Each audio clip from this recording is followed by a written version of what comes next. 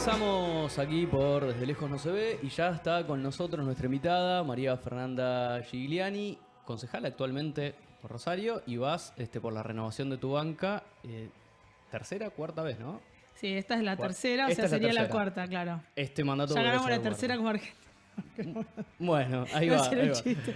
Bueno, Sí, bienvenida. iríamos por la cuarta, sí. Gracias a Bienvenida. ustedes por la invitación. No, por favor, gracias por estar. Aparte, decíamos recién una lluvia intensa, pero bueno, permitió hoy que Sí. ya ayer estábamos. Ya ayer a la tarde se puso estuvo lindo, sí. se puso lindo. Igual a la mañana estuvo ahí, estuvo peligroso. Pero bueno, decíamos, la cuarta vez, ¿cómo te sentís? Porque he leído en otros lugares que el consejo te sienta bien, no tenés, más allá de que pueda en un momento presentarse, una aspiración necesariamente que vaya por fuera del consejo. Digo, el consejo Hemos de Rosario es un tenido lugar importante. incluso propuestas, Ujú. hemos tenido propuestas para ir de candidata provincial, lo cual también hubiese sido un lindo desafío, no lo niego, pero sí es verdad que algunos creo que usan el ser concejal como un escalón para irse a otro lado. Muchos reniegan del ser concejal porque uno está en la trinchera permanentemente, sos la primer persona a la cual el vecino y la vecina reconoce, le transmite sus problemas. Y a mí particularmente, que me defino como una militante política, es decir, milito mucho antes de ser concejal, bueno, me encanta eso. O sea, lo que muchos reniegan a mí me encanta. Y para mí es un placer ser concejal de la ciudad. Y los que nos conocen saben que si bien ya vamos por el tercer mandato, nadie puede decir que hubo un tiempo en el cual me relajé, no trabajé. Es más, hasta el día de hoy seguimos siendo de los bloques que más proyectos presentamos, que más laburo tenemos. Nos hemos ganado un respeto de propios y extraños y para nosotros eso es un orgullo, digamos. ¿Y qué evaluación tenés del Consejo en este momento, en este último año? Digo, porque también el año de la pandemia fue un año complicado, aunque el Consejo tomó definiciones polémicas para algunos. Digo, está el problema del transporte, que fue toda una cuestión, incluso hasta ahora es un problema, creo yo. Sí, a ver, a mis colegas no les copa que yo sea tan sincera, pero creo que es la peor composición desde la vuelta de la democracia, del Consejo. Y creo que es el peor momento que tiene el Consejo Municipal, básicamente porque ha perdido volumen de discusión política. Vos imaginate que cuando yo entré al Consejo había diferentes personalidades. Estaba Boazo, estaba Héctor Caballero, estaban, bueno, distintos actores, Juliano, Miatelo, es decir, un montón de actores muy importantes en la ciudad que a mí, digamos, como una joven de 29 años recién cumplidos, me había implicado, nada, tener que estar a la altura de esas discusiones y de esos debates. Después, como formé parte de distintas composiciones, vi la degradación que fue sufriendo el Consejo en los últimos años y que esa degradación tiene que ver con que muchas veces la agenda que nosotros discutimos no tiene nada que ver con la agenda de la gente, lo cual, imagínate, en un contexto de crisis de representación política, bueno, si las instituciones en su agenda no representan las necesidades o los intereses de la población, esa crisis de representación se agudiza aún más, que creo que es lo que está pasando. ¿Y qué discute el Consejo que no debería discutir? No, ¿En yo qué creo se que va muchas ese veces debate? nos vamos en discusiones que son más en términos de chicanas políticas, o discutimos qué dijo Cristina Fernández de Kirchner, qué dijo Mauricio Macri, cuando si bien es parte también de la tarea legislativa, pero digo, yo como concejala puedo mandar un parte de prensa y dar mi opinión sobre lo que dijo Mauricio Macri. No es necesario que someta al cuerpo legislativo a estar 3 horas, 2 horas discutiendo eso. Aparte tampoco puede resolver lo que diga Y no lo Mauricio puedes Macri. resolver. Entonces es una discusión media estéril, si se quiere, o para la tribuna. Y sí, de hecho, cuando yo entré como concejal, nosotros discutíamos la tarifa de colectivo. Hoy ya el Consejo no discute tarifa de colectivo porque la define el intendente. Digamos, y hay un montón de discusiones en las que tenía centralidad que yo entiendo que ya no las está teniendo. Y eso obviamente que repercute después de la mirada de la gente hacia el Consejo. ¿Y para qué está? ¿Para qué se le paga un sueldo a los concejales? Así que bueno, algunos lo que hacemos es todo el tiempo intentar llevar esos temas que creemos que son importantes. Yo particularmente fui presidenta de la Comisión de Planeamiento muchos años, soy actual vicepresidenta de la Comisión de Planeamiento y sigo dando el debate y la discusión respecto al respeto de las normas que tenemos para construir, para que esas normas son un contrato social que el Estado tiene con los vecinos y vecinas y que así, como siempre se habla de la seguridad jurídica, que necesitan los empresarios, también es necesario que los vecinos tengan certeza de lo que se puede hacer o no se puede hacer en esta ciudad. Yo lo que siento es que hoy hay muchos vecinos y vecinas que son víctimas, por decirlo así, de la especulación inmobiliaria, son víctimas de empresas constructoras que no les importa un bledo causar un daño, total, te pueden llevar a juicio, tienen espalda para estar 20 años discutiendo judicialmente con el vecino, y yo particularmente, que creo que soy la única concejala que se encarga de atender esas situaciones, bueno, veo que cada vez hay una situación de mayor desamparo, ¿no? Donde el Estado se corre. Dice el Estado, bueno, yo emito el permiso de edificación y listo, después vayan y discutan en la justicia, es una cuestión entre privados. Y creo que creo que esta es la peor gestión en este sentido del intendente Hapkin, donde se ha dejado de alguna manera librada a la ciudad a la especulación inmobiliaria, donde se ha sido muy flexible con algunos que hicieron las cosas muy mal. Yo apenas asumí, denuncié la torre de Rondó y Juan B. Justo, que hoy justo pasábamos y cada vez que paso y la veo me indigno. Fui a la justicia a denunciar penalmente a los funcionarios que emitieron ese permiso, y en la gestión de Pablo Hapkin se blanqueó todo lo hecho, digamos, de manera incorrecta, y no pasó nada.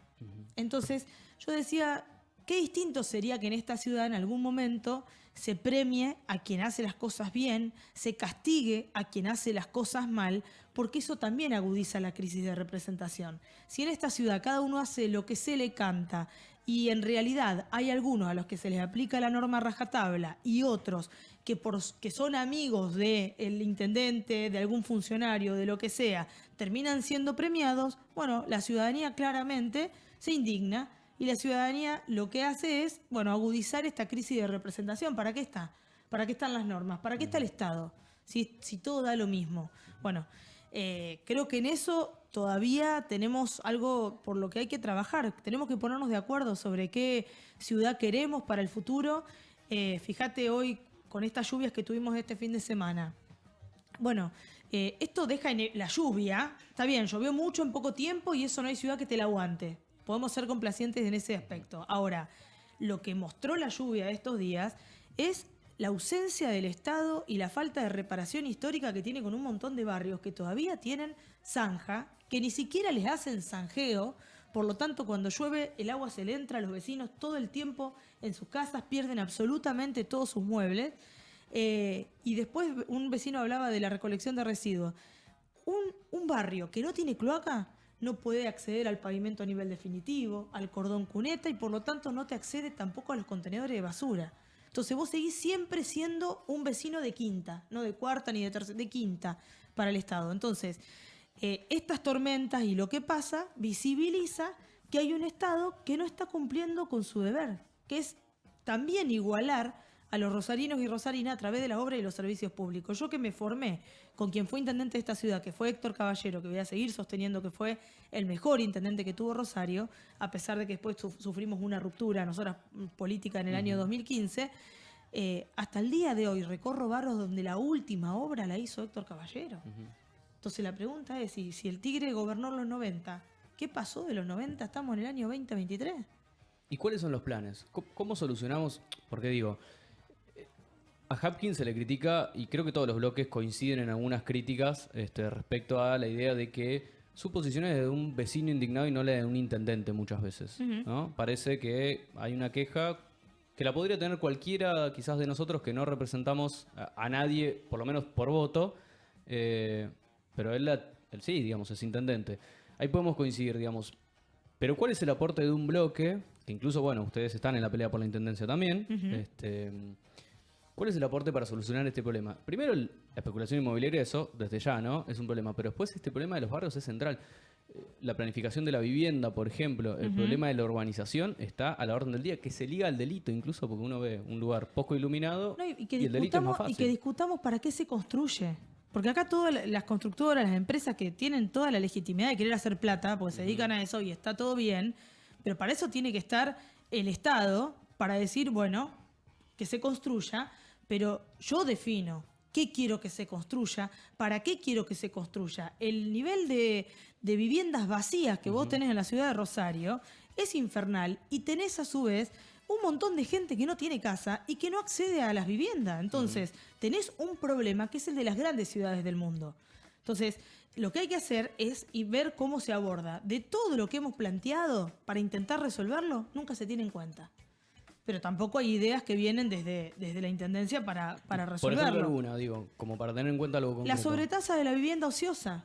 Para nosotros hay que grabar, obviamente uno habla desde el lugar que me toca y desde la competencia que nosotros tenemos, que es, bueno, grabar con una sobretasa a los inmuebles ociosos. Es una de las posibles soluciones, que no es única, pero es una de las posibles soluciones. Y después también esto, cuando vos definís para qué se construye, nosotros tenemos una mirada que algunos pueden coincidir o no, pero yo no creo que el crecimiento de la ciudad se mida en metros cúbicos de hormigón. Entonces, cuantas las torres sean más altas, vos tenés una ciudad de avanzada. No, vos vas a tener una ciudad avanzada y vas a tener una ciudad de primera cuando la mayoría de los rosarinos y rosarinas vivan dignamente, cuando la mayoría de los rosarinos y rosarinas puedan habitar esas viviendas que se han construido, porque si algo se ha sostenido en esta ciudad, ha sido el nivel de la construcción. No se puede decir que en la ciudad de Rosario no se construyó. Y cualquiera de nosotros que camina ve todo el tiempo distintas obras en construcción. Entonces, yo creo que ese es el punto. Nosotros aspiramos, obviamente, en este caso, a que Roberto Zuckerman sea intendente de Rosario para poder... creo que hay una necesidad de los rosarinos de un cambio. Hapkin claramente, más allá de que ha intentado diferenciarse permanentemente, era secretario de gobierno de Mónica Fein, es decir, forma parte de lo que era el Frente Progresista, gobernó esta ciudad con el Frente Progresista y la realidad es que creo que la ciudad está en su peor momento. Entonces, en este escenario, la ciudadanía está pidiendo un cambio y nosotros creo que ese cambio va a estar en cabeza de Roberto Zuckerman y esperemos de alguna manera recuperar esto, ¿no? De que el Estado vuelva a estar presente en los barrios y que arranquemos por los que están más atrasados. Yo creo que tenemos que hacer un contrato social entre nosotros donde digamos, ¿era necesario la repavimentación de calle Maipú? Ya se había hecho Maipú. ¿Es necesario repavimentarla? Sí, aparte ¿O el no tiempo, era más? el tiempo que ha durado la obra es... Sí, a ver, la sábana es corta. Esto es así, es como en una casa. La sábana es corta. Entonces, tenés que ver cuáles son tus niveles de prioridades. Entonces, si en tu nivel de prioridad está repavimentar una calle que ya estaba pavimentada, cuando vos tenés todavía, insisto, barrios que no tienen ni siquiera pavimento a nivel definitivo porque no tienen cloacas, y bueno, estamos en un problema. Después no nos quejemos si la ciudad explota, después no nos quejemos de los niveles de violencia que tenemos, porque todo tiene que ver con todo. Tiene que ver con la falta de inclusión de los pibes y pibas, de la falta de proyectos de futuro, y tiene que ver también con un Estado que iguale, y que iguale con las obras. Que vos no tengas vergüenza de vivir donde vivís porque si llueve llegás con las zapatillas embarradas a la escuela o si querés venir al centro tenés que ver cómo hacés porque el bondi no pasa o tarda 1 hora y media en llegar. Bueno, eso que vos decías del perfil, yo creo que esta ciudad no es para cualquiera. No es para cualquiera. Yo entiendo que ahora hay como un ánimo de que todo el mundo se levanta y quiere ser político, quiere ser concejal, gobernador, intendente. La realidad de esta provincia, de esta ciudad, no es para cualquiera. Si alguien tiene alguna ambición personal, perfecto, que lo resuelvan el psicólogo, pero digo, acá se nos va la vida, acá se nos va el futuro de los rosarinos y rosarinas y acá hay que tener mucho coraje para tener la intención de ser intendente o intendente de esta ciudad y hay que conocer Rosario. Yo la sensación que tengo es que hay muchos que tienen aspiraciones, pero que no salieron de Avenida Oroño, de Boulevard Oroño para el oeste. No conocen la Rosario Profunda. Y esta es una ciudad que ya viene con mucha inequidad, con mucho atraso en obras.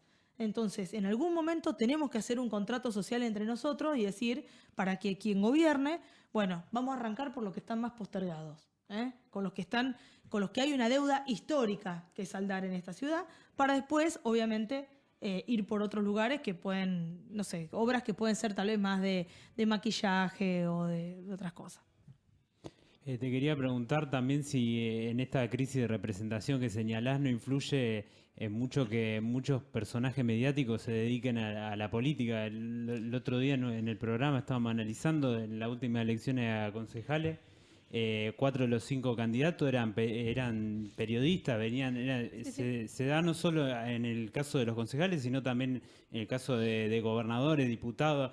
Ahí se profundizó eso de alguna manera. ¿Esto influye en la representación política? Sí, o sea, por eso te digo, yo creo que claramente la política tradicional tiene una deuda enorme con la sociedad, por algo está esta crisis de representación.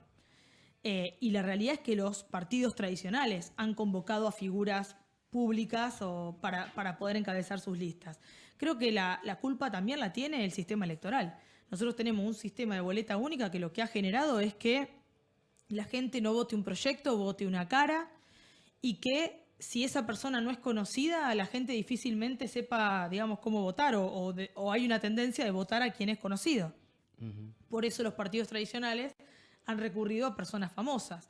Ahora, lo que yo vengo diciendo, y no es mi intención ni atacar ni descalificar, es una cuestión objetiva, que hasta ahora hago esta pregunta en todos los medios donde voy y todavía nadie me pudo responder. Muchos de los que ingresaron por fuera de la política ingresaron descalificándola, denigrándola y diciendo que venían a hacer un cambio cualitativo. Yo hasta ahora no he visto ningún cambio cualitativo que ninguna persona de las que han venido de afuera ha generado. Entonces digo, me parece que basándonos en eso, bueno, si alguien creía que la salida para la crisis de representación era buscar gente de afuera, famosa, que hoy se levantó y de repente le surgió un compromiso social desde las venas, bueno, me parece que la salida no es esa. Yo creo que de esta situación se sale con más y mejor política. Más y mejor política. Y con gente que tenga sensibilidad, que eso no se compra en un supermercado y no te lo genera ningún coaching, digamos, político en 2 meses. Y el tener que conocer la ciudad, que eso tampoco te lo genera ni ningún coacheo ni nada por el estilo. Y me parece que ese es el desafío que tenemos. Nosotros, con todo este escenario difícil del que estábamos hablando, porque claramente yo soy una militante política, no puedo competir con alguien que aparece todos los días en televisión, el nivel de conocimiento no puedo competir, pero nosotros así todo con este escenario adverso, nosotros seguimos apostando a la militancia, por eso encabezo una lista de concejales. Y respecto al tema de inseguridad, porque mucho se habla, y decíamos recién, Hapkin a veces ha declarado como un vecino más y no como alguien que tiene responsabilidades políticas. Ciertamente responsabilidades políticas limitadas en un consejo, porque bueno, no manejas la policía de la provincia y demás. ¿Se puede mejorar el problema de inseguridad desde el consejo? ¿Desde dónde? Y una pregunta en particular que me parece que es atinada desde el punto de vista de los discursos en general que se están dando. El reforzamiento policial que pide Hapkin y que piden muchos, porque no lo vamos a dejar al intendente solo en esa, porque la verdad que lo piden muchos, de todos los partidos, ¿es una solución, es una salida en una situación como la que vive Rosario? Es un parche. Primero porque vos, la policía no la inventás en 5 minutos. Y esta es una discusión que tengo permanentemente con algunos concejales. La policía, primero que para ser policía deberías tener vocación, no debería plantearse como una cuestión de una simple salida laboral, y esto ha sido lo que ha marcado también el ingreso a la policía desde hace muchos años. La realidad es que los policías están mal pagos, por lo tanto también es difícil, y en esto todos nos tenemos que poner en el cuerpo de un policía honesto que está exponiendo su propia vida. Bueno, ¿quién expondría su vida por los sueldos que hoy tiene un policía? Bueno, difícilmente eso ocurra. O muchas veces, por no tener un buen sueldo, terminan recurriendo a otros tipos de trabajos paralelos que a veces, en algunos casos, están ligados al delito. Y esto lo vemos en los juicios que hemos tenido en la provincia, sentado en el banquillo de los acusados algunos policías. Así que el gran problema que tenemos es ese. ¿La policía organiza el delito muchas veces? Hay policías que están condenados por sus vínculos con el narcotráfico. No estoy diciendo nada que no sea público. Digamos, y eso es un gran problema, porque creo que también, y en esto no hay que tener una mirada naif, si está la situación como está en la ciudad de Rosario, es porque claramente el narcotráfico ha penetrado de manera mucho más profunda de lo que estamos creyendo. Donde distintos actores tienen de alguna manera alguna participación. Creo que es necesario, hay una necesidad de la población de ver más policía en la calle. Ahora, no vamos a poder tener, es imposible. No hay una ciudad en el mundo que tenga un policía por cuadra o un policía por habitante. No existe eso. No existe eso. Y así como hay que reparar una relación entre la política y la ciudadanía, también hay que reparar una relación entre la policía y la ciudadanía. Yo escucho todo el tiempo decir, yo ni en pedo voy a una comisaría a denunciar. Yo si me pasa algo, ni en pedo llamo a un policía. Te lo dice la gente. Entonces digo, hay casos de violencia de género, de denuncias incluso en la policía, que entonces no ha pasado nada. Hay que reparar también esa relación entre la ciudadanía y la policía. Ahora, vos me preguntabas, yo creo que eso es un punto. La realidad es que de esto, digamos, la cuestión del delito y del aumento de la violencia urbana es multicausal y el Estado tiene una labor que es a largo plazo, que es laburar la inclusión social. Yo hoy vengo de Baigorria, de la Leona Bustos, la campeona de boxeo, está haciendo da clases gratuitas en Baigorria todas las semanas, hicieron una movida también con la nena Portillo y un montón de otros boxeadores y boxeadoras, y creo que la salida es esa. La salida es ver cómo el Estado acompaña para que cada vez más pibes y pibas estén incluidos en el deporte, estén incluidos y tengan acceso a los bienes culturales, que accedan a un trabajo, que puedan tener una proyección de futuro. El Estado tiene que poner su énfasis en eso, no en crear más policías y ver cómo ponemos un policía en cada cuadra. Yo creo que hay una necesidad de la población de escuchar lo que quiere escuchar. Yo sé que lo que estoy diciendo a veces no es simpático, porque sí, estoy hablando de algo a largo plazo. El Estado tiene que laburar también estratégicamente y a largo plazo. Valoro esta instancia del gobernador Perotti de invitar a todos los asesores en materia de seguridad de todos los candidatos para decir, muchachos, sentémonos en una mesa y pongámonos de acuerdo en algunas cuestiones básicas. Que gane quien gane, haya algunas cuestiones básicas que tengamos que todos acompañar y avanzar. ¿Pero no es un poco tarde? Puede ser, coincido. Coincido que es Porque tarde. digo, lo hacen, no Sí, digo, sí. digo, lo hacen el final de la gestión. Coincido que es tarde, pero también es verdad que, digamos, en esto se nos va la vida, se van la vida de rosarinos y rosarinas todos los días, entonces a mí también me enerva y me enoja mucho ver que se utiliza las muertes en modo campaña, ¿no?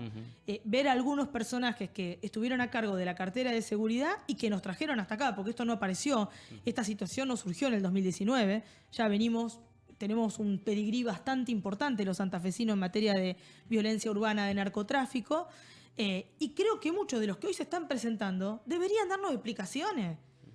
No pudieron, no quisieron, no supieron, no lo sé, pero la realidad es que nos llevaron hasta acá. Entonces, es tarde, coincido, pero fíjense un detalle, algo que parece una tontería, pero que muestra cómo estamos. En la gestión de Puyaro se cerraron comisarías. Cuando aparece la gestión Perotti y los vecinos pidiendo por favor la reapertura de las comisarías. Entonces empezaron a reabrir comisarías. ¿Podemos ponernos de acuerdo? Si vamos a abrir o vamos a cerrar comisarías, porque esos son millones y millones de pesos. Millones y millones de pesos que el Estado invierte para abrir, para cerrar. Digo, pongámonos de acuerdo en cuestiones básicas. Y después, tampoco yo estoy de acuerdo en que en 3 meses vos saqué a un policía a la calle y que le dé un arma. Yo no estoy de acuerdo. Si ese va a ser el camino para mostrarle a la ciudadanía que vamos a tener policía, fabricar, por decirlo de alguna manera, policía en 3 meses, no estoy de acuerdo. No estoy de acuerdo.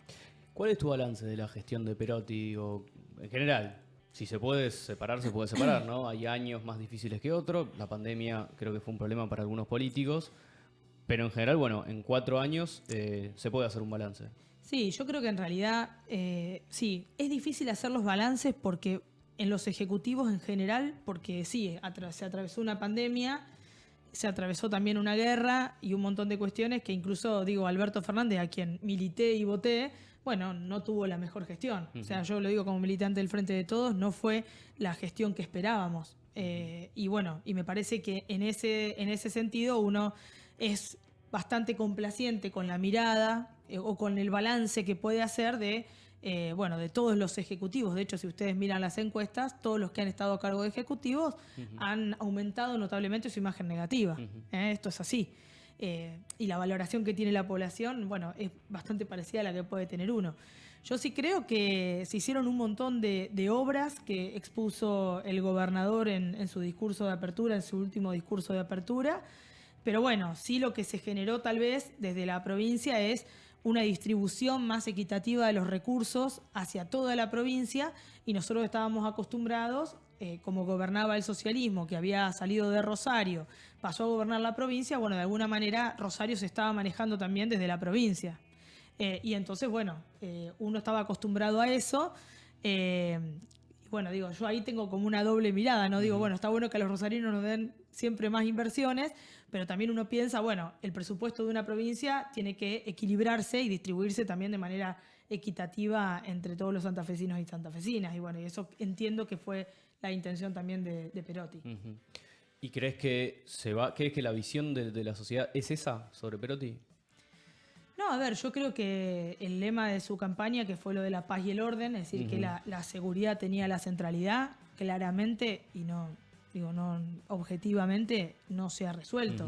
Estamos en un momento muy crítico y creo que la valoración negativa que puede tener gran parte de la sociedad tiene que ver con eso, con que, a ver, cuando uno habla de inseguridad, está hablando de que perdimos nuestra esfera de libertad, no somos libres de poner la reposera en la puerta de nuestra casa, no somos libres de tomar el colectivo a cualquier hora, no somos libres de caminar para hasta la despensa.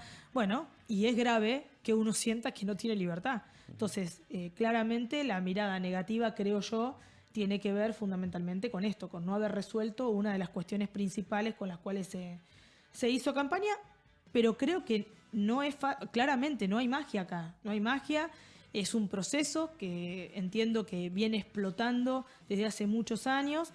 Tenemos un antecedente de balacera a la casa del gobernador, que también, yo a veces digo que tenemos memoria a corto plazo. Si a vos te balean tu casa y vos sos la máxima autoridad de la provincia de Santa Fe, ¿vos qué haces? Te presentás a la justicia y querés saber qué pasó, la verdad. Bueno, Bonfatti renunció a la querella, renunció a que se investigue judicialmente qué pasó. Y para mí, yo como ciudadana, eso es un hecho gravísimo, del cual debería dar explicaciones. Mínimo.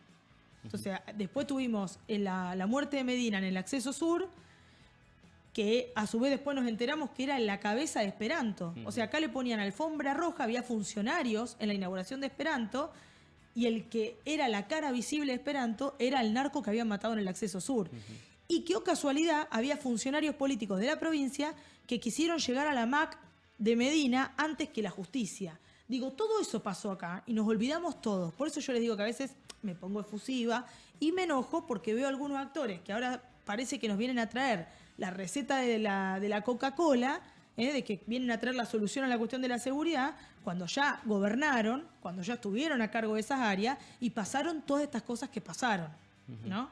Entonces también hay que tener memoria y hay que recordar también. Da la sensación a veces que las nuevas corrientes, por decirlo de alguna manera, si se pueden llamar corrientes, que surgen de la antipolítica, tienen este mismo discurso, permíteme diferenciar, igual no, pero digo, tienen este mismo discurso, pero no sé si aportan una solución. Yo te pregunto esto más que nada porque creo que en Rosario hay muchos problemas, pero hay algunos que son del orden de lo prioritario, y uno de esos es el transporte, por ejemplo. ¿Sí? Realmente, de la cual el intendente, vos decís, ¿qué realmente puedo tomarse hacer un colectivo en materia, acá es un problema. ¿qué ¿no? puedo hacer en materia de seguridad? Y que el bondi llegue a horario sería un montón. Pero ¿cómo resolvemos eso? Pienso lo siguiente, ¿no? Yo como ciudadano no tengo idea cuál es el costo del boleto real. Por ejemplo, los libros no son públicos como tal. No sé, pasa por la UNR, conocemos el mecanismo y demás, pero no son públicos. Entonces, ¿realmente la empresa necesita el subsidio que necesita? ¿Realmente vale lo que vale el pasaje? Bueno, ¿Tiene que valer más caro como se dice? Si el servicio es pésimo de todas maneras. A veces A da ver. lástima pagarle 100 pesos a un colectivo. a ver, no hay ciudad en el mundo que no tenga subsidiado el transporte. Y eso también hay que decirlo. Uno escucha los discursos muchas veces de estos personajes que ahora que andan dando vuelta, estigmatizando el subsidio del Estado. No hay país en el mundo que no subsidie el transporte. No hay país de los más avanzados, de los que siempre queremos copiar, no hay país que no subsidie el transporte.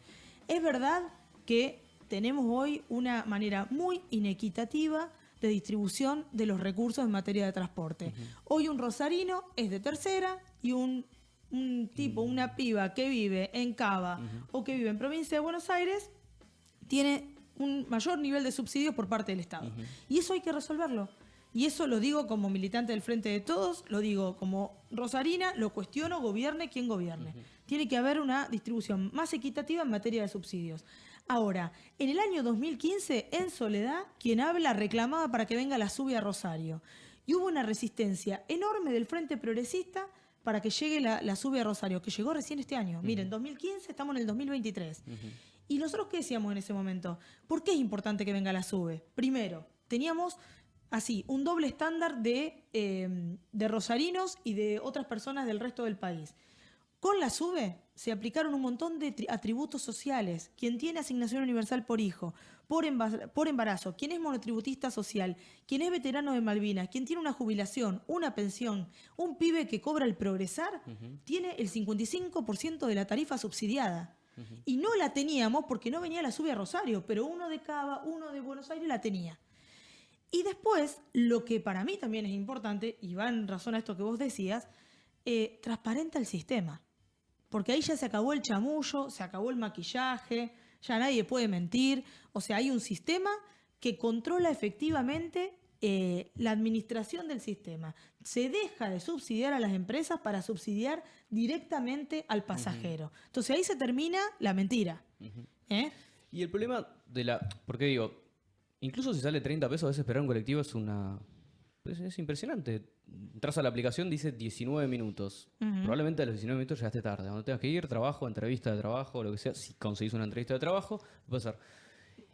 El problema de la frecuencia está ligado a los pocos coches que están, a las empresas que están contratadas y no cumplen los contratos. ¿Cómo resolvemos Mira, a ver, eso? hay una realidad que sí es objetiva, que cuando vino la pandemia, imagínense, a ver, un transporte tiene que estar subsidiado, pero no hay transporte en el mundo que no subsista si no tiene pasajeros arriba. Digo, esto es así. Cuando viene la pandemia, que los bondis quedaron vacíos, claramente peligraba la subsistencia del sistema.